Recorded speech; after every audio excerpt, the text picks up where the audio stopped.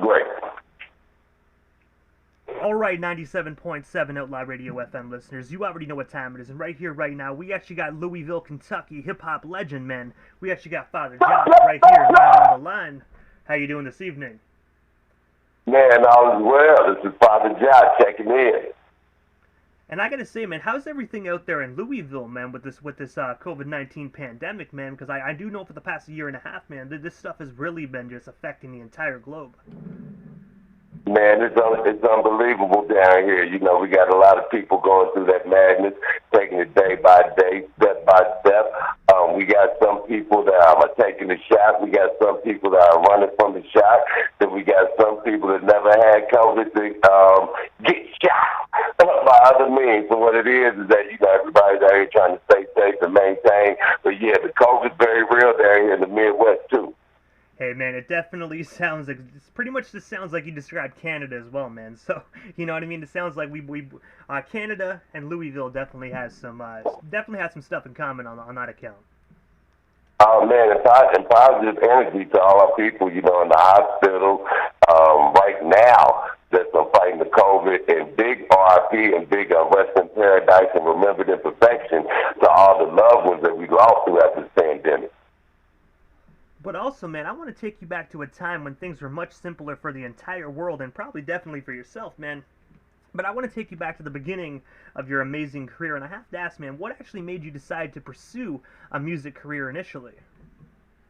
Well, you know, we grew up during the spectacular time in hip hop when things were much simpler, like you said. I'm one of those '70s babies, so really I grew up with the culture, with the first hip hop record coming out in 1979, and me being born around that period, I came up with hip hop, even though I remember the music before hip hop. So with that, we kind of grew up together as best friends. So that made me want to be a part of the culture. I remember before even MCing, just breakdancing. Being in the breakdance circle, being out there attempting to b-boy with those that can really get down. And I gotta say as well, man, it definitely would have been an amazing time to just experience that, man. So, you know what I mean? You just being able to actually hear the very first hip-hop record that actually came out, man, must have been astonishing to hear. Because, of course, we can go back and listen to it now, but it would be much better just being able to live it, you know? Man. Let's take it back to the DMC days, man. Yeah, we got to grow up in the biggest, when the biggest groups out. With Run DMC and Houdini, and seeing the game evolve from there. And also as well, man, in the year 2000, you were actually featured on the Boss Skrilla Hounds track titled Bounce Bounce. I was wondering, what's the story behind that collaboration? And of course, how did yourself and Skrilla Hound initially get connected back in the millennium of 2000? Oh, man, big props to my man, Bob Skrilla Hound, the one and only. You know, Skrilla's originally from Ohio. So once he moved down from Ohio and came down to Louisville, what we like to call Louisville, a.k.a. the Lost Village, he went to seek out the movers and the shakers and everybody that was making noise in the street. And really, what he did around the time when he did the Bounce Bounce to this and other things like that is he recruited a lot of the best that Louisville had to offer and pulled them in and let his name be known along with the highlight reel that was coming out of Louisville. And so that was it's crazy that you even named that track, man. That was some stuff when we were working on the ASR-10, the Ensoniq ASR-10, and the Ensoniq EPS, and the very last keyboard the Ensoniq made called the MR61. So even the way we were going about doing the beat then was much different. And I gotta ask as well, man, do you and Skrilla actually still do work, or was that the only project you guys actually collaborated on? Oh no, that's my man. We did a few more cuts together, and then Skrilla also did an underground cut last year that he dedicated to Bruno Taylor. I gotta say, man, that's definitely a heartfelt joint. I actually came across that on YouTube, man. Definitely inspirational that everyone needs to hear. Yeah, good guy. And you know, the whole Breonna Taylor situation all that was right here in Louisville. And you see how that sparked things off nationwide on this side of the border. And also as well, man, just 2 years later after that, in the year 2002, you actually released the phenomenal album titled The Real End Bible. Can you actually tell our listeners a bit more about this amazing record? And of course, is it still available to be streamed or purchased today? No. The Real Nigga Bible is something that you either have to have or got to know somebody that had it. I never took the Real Nigga Bible and released it on any digital streaming service. It was something that we did hand-to-hand combat with and through selected retailers. But that was a big thing for us when we did the Real Nigga Bible, and when we did the Mud Niggas album, the Rebirth, the Resurrection, the Mud Niggas, and R.I.P. to the other Mud Nigga, Buddy Kincaid. And I just got to ask, man, because obviously next year is actually going to mark 20 years, and I'm not going to lie, just saying that actually just, makes me feel old, just knowing what I did in 2000. But I have to ask, man, do you think you might actually just revise that album and actually bring it back as a 20th anniversary? Because that's like a staple, actually, within your luxurious career. Wow. You know what? I'm not going to guarantee that we're going to bring that out on the digital platform. I'm not going to guarantee that, but we are going to kick around the idea. And I got to say, man, it definitely would be a monumental thing to actually do, man. So hopefully, you know what I mean? Hopefully we actually see an appearance by that classic album next year. Actually, no, sorry. Yeah, sorry, next year, my apologies. Get my years mixed up here. Yeah. But also as well, man, as you already know, we actually got connected through Raw Dollar Entertainment, man. Sorry, management. How did that partnership Raw Dollar, man. Peace to the guy. And I gotta ask, man, how did yourself and Raw get connected, man? Because he is such a solid individual, man, and definitely his roots run deep, just like yourself, within the hip-hop community. Yeah. Me and Rod Dollar originally connected through one of my OGs named Brother Bill, and we were working with a female here in Louisville named Young Shorty, as well as doing a lot of work with my brethren. I may rest in peace, Donnie McFly, the one and only Mr. Miyagi, the flyest man to ever touch down with 10 toes upon the dirt of the planet Earth. And so he took us, we came to Virginia and met, and then we jumped on the road together, rode to New York, turned some corners, chopped some games, made a lot of powerful connects, and began building from there in a relationship that never stopped. And I gotta say, definitely shout out to Rod Dollar as well for that amazing connection, man. Definitely shout out to him. Indeed. But also as well, man, I actually saw a post on your Facebook dating back to the year 2015 where you actually called yourself Father Rama, but you were also pictured with the one and only Coolmode, man. I have to ask, how did yourself and Cool get connected? And of course, what's the origin story just behind Father Rama? Well, it's actually pronounced Father Rama, and if you were way overseas, then I'd let you pronounce it Father Rama, and do it just like that. And some of my brethren even call me Rama for short, because see, what it is I'm a father on so many levels. With the level of intelligence as far as the outlook on the world, in the game of fathering some of the brethren in the streets that grew up without fathers, in the game of being a father of this hip-hop culture down here. And really, father is a word derived from the root word of further. So the father is the one that pushes the boundaries and pushes things further than you're used to seeing them. And so with that said, it's a Father Rama. It's an unlimited Father Rama. We have a little store down here that some local guys own called Sign Rama. And you go there, and they got any type of sign that you want. So when you come to the father shop, you get any type of fathering that you need on this MIC. So what it is father job, but the whole experience itself is a hashtag unstoppable life as given from the perspective of himself, Father Rama. And also as well, man, you actually have the opportunity to like Ricky Flair would tell him. And also, man, you actually had the opportunity to share the stage with Coolmode as well back in that same year of 2015. I was wondering, how did that actually come to be? And of course, what was it like just, sharing a stage with the one and only Coolmode? Coolmode is the best ever. Coolmode is the best ever. Coolmode definitely represents a changing of the guard and a different level and a different respect for lyricism. So when I look at Coolmode, I know that I'm looking at the best. He has rhymes that people still have slept on to the day. I don't even think that the How You Like Me Now gets the credit that it deserves. I gotta say, I most definitely agree, man. Definitely such a phenomenal, talented individual that definitely deserves a hell of a lot more recognition than what he's already getting. I was with Coolmode and Chub Rock the same day that year, and I tell you what was even iller.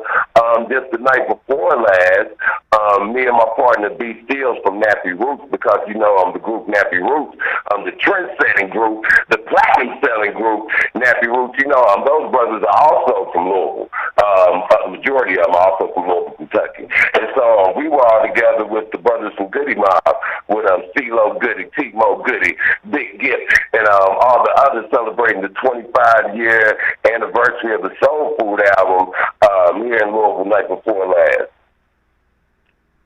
And I gotta say, man, it is crazy just to actually hear that Soul Food is actually 25 as well, man. That record is one of the absolute biggest classics within Southern hip hop, in my personal opinion. Indeed, and I was explaining to them, putting it in a time perspective, how timely that album was, being that was just maybe a year and really just months after the Million Man March happened in D.C. in '95. So then adding that Southern spirituality and still having the boom and bass and adding that soul into it, and all the knowledge that they had just got up on that time, revelations of the New World Order and things like that, things along those lines.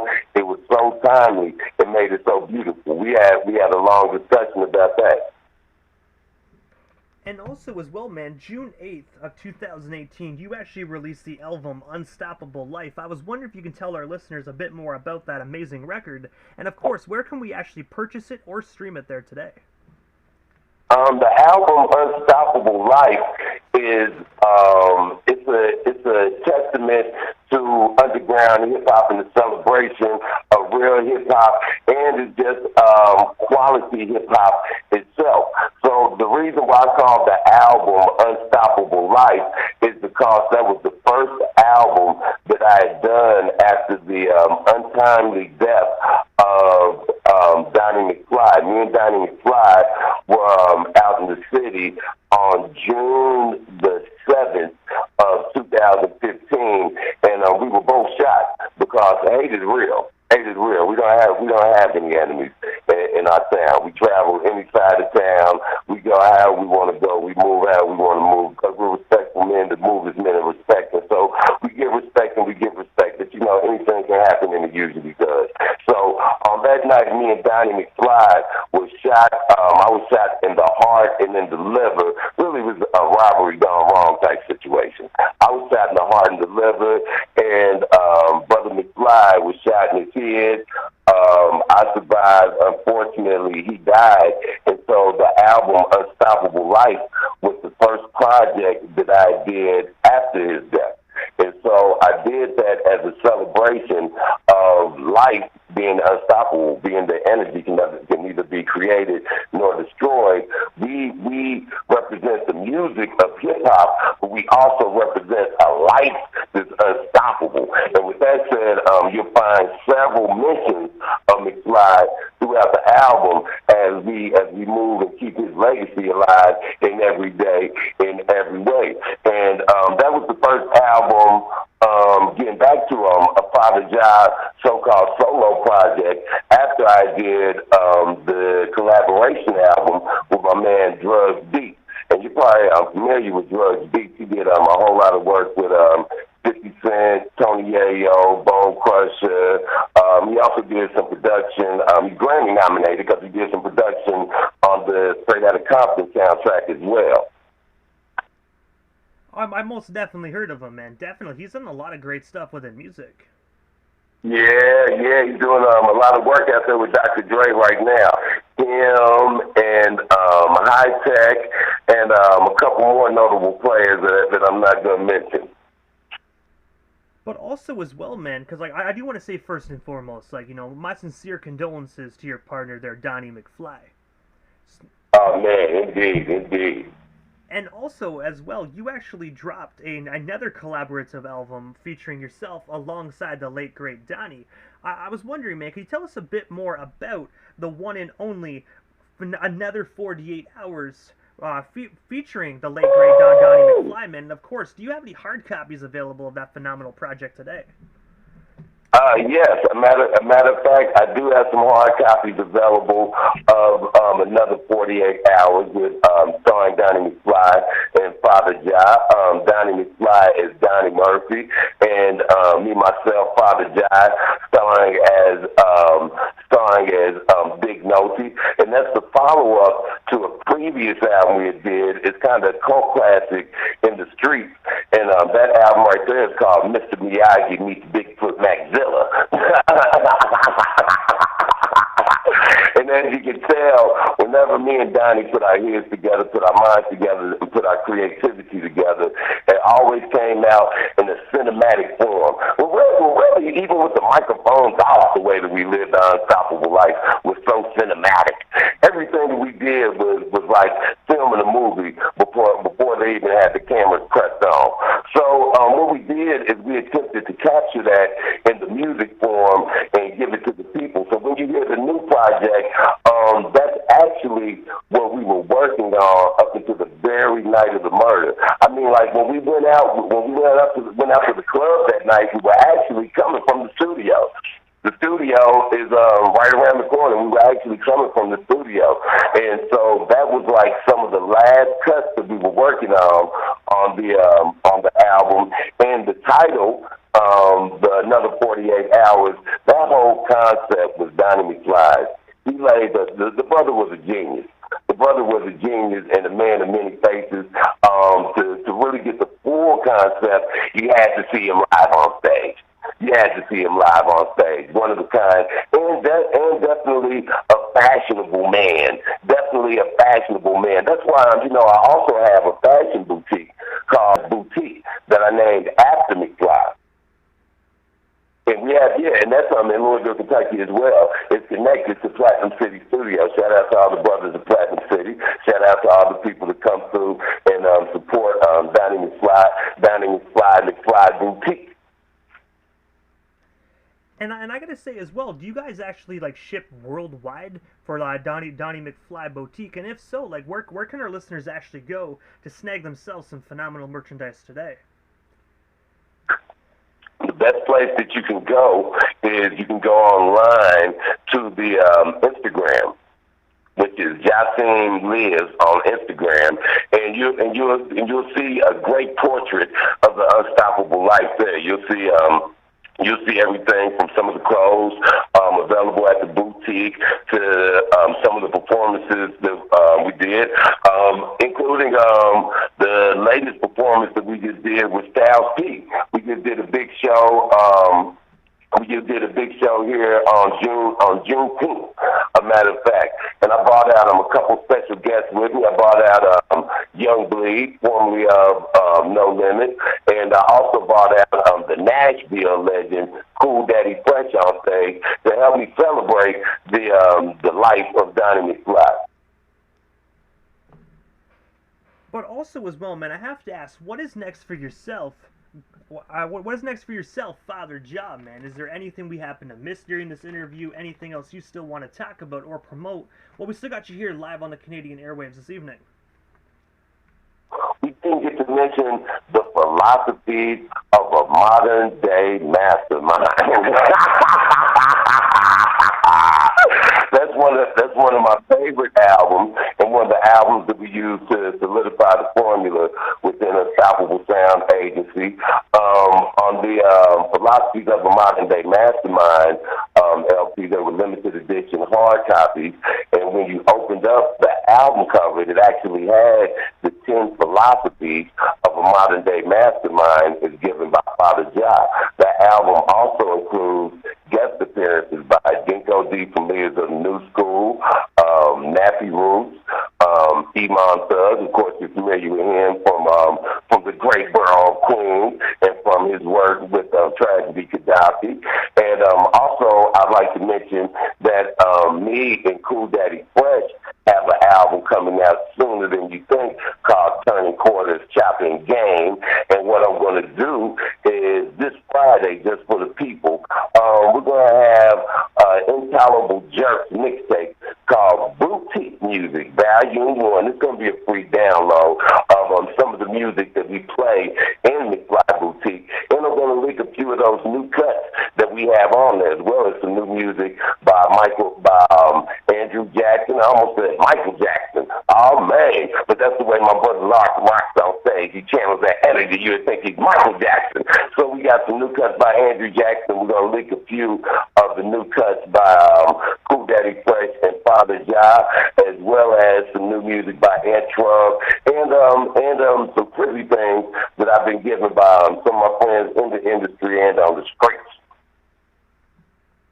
But also, Father, man, this is the time in the interview, right before we wrap things up, that I give a chance for the individual that slides into the radio station airwaves, just like a chance to drop them social media handles. That way our listeners can actually follow you and stay updated on everything Father Jah, if they're not already doing so. Oh, man, spectacular. I guess the first thing that I should mention would be the Father Rama Knows Best. .blogspot.com. That's the illest underground hip-hop blog where I feature some of the dopest new hip-hop that's coming out alongside all the new Unstoppable Sound Agency music that's coming out. And on social media, you can reach me under Jasim Lives or Father Jah across the wave on all social media.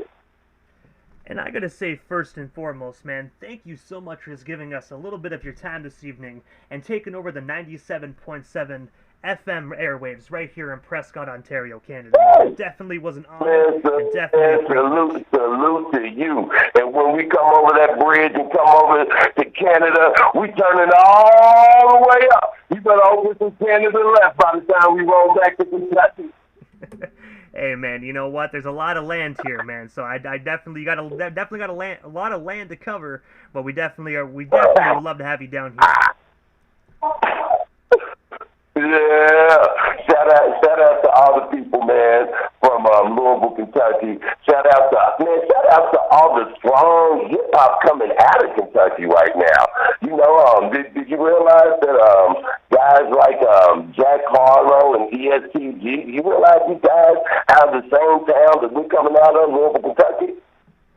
I honestly did not know that, man. I really didn't, but it's crazy, man. There's so many artists now. There's a strong movement coming up out of town right now, and I want to salute to all the guys that are out there making noise worldwide, and all the guys that are here pumping in the street, making noise that the people worldwide haven't even heard of yet. I'm telling you, it's going to be long and strong when Kentucky turns it up. Because let me add one more thing, man. A lot of the rappers, when they started out back in the day in the 70s, they started out rapping because they were trying to be like this one cool-ass boxer. It was this one cool-ass boxer back in the day who would float like a butterfly and sting like a bee. What was that guy's name, man? Do you remember who that guy was? Muhammad Ali. Muhammad Ali out of Louisville, Kentucky. You heard that right. And so when you see the music and the rap and the hip-hop coming out of Louisville, Kentucky, you see the attitude, you see the flamboyance, and you see the fire. It's that same energy that a lot of the cats channel on the East Coast, even in the creation of hip-hop, and especially out of the music format of it, out of the rap music. So, you know, I thank you for giving me a platform. I thank you for keep pumping that real dope shit, and I want to let you know, man, just like Muhammad Ali, we gonna float like a butterfly, we gonna sting like 100 bees. Hey, man, I gotta say, it was definitely an honor to welcome none other than Louisville, Kentucky's finest, man. Thank you so much, and definitely have yourself a wonderful night. Salute. Thank you so much.